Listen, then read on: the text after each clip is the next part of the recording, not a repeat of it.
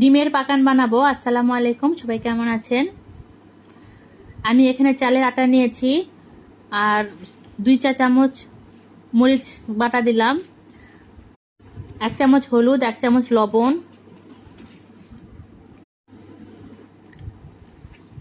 ডিম ভেঙে দিলাম। আমি প্রথমে 2টা ডিম ভেঙে দিব।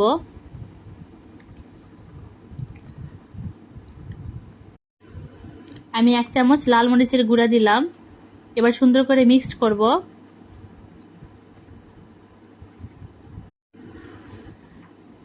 আমি অল্প অল্প করে পানি দিব, দিয়ে মেখে নিব। একবারে কিন্তু পানি দিতে যাবেন না, আর অবশ্যই কুসুম গরম পানি দিতে হবে। এই তো আমি সুন্দর করে মেখে নিচ্ছি অল্প অল্প করে পানি দিয়ে। আমি আবারও 2টা ডিম দিয়ে দিলাম। একবারে কিন্তু ডিম দেওয়া যাবে না, 2টা ডিম দিয়ে সুন্দর করে মেখে নিয়ে আর কিছুক্ষণ পর 2টা ডিম দিতে হবে, তাহলে পাকানটা সুন্দর হয়। এই তো আমার বানানো রেডি হয়ে গেছে। আমি এখন ভেজে নিব। আমি মাটির চুলায় আজকে ভাজবো ডিমের পাকানটা। তেল গরম করে নিয়েছি আর দিয়ে দিলাম। দেখতেই পাচ্ছেন কত সুন্দর মসমস হয়েছে।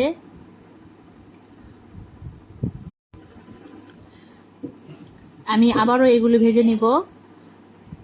আপনারা কে কে ডিমের পাকান পছন্দ করেন অবশ্যই জানাবেন।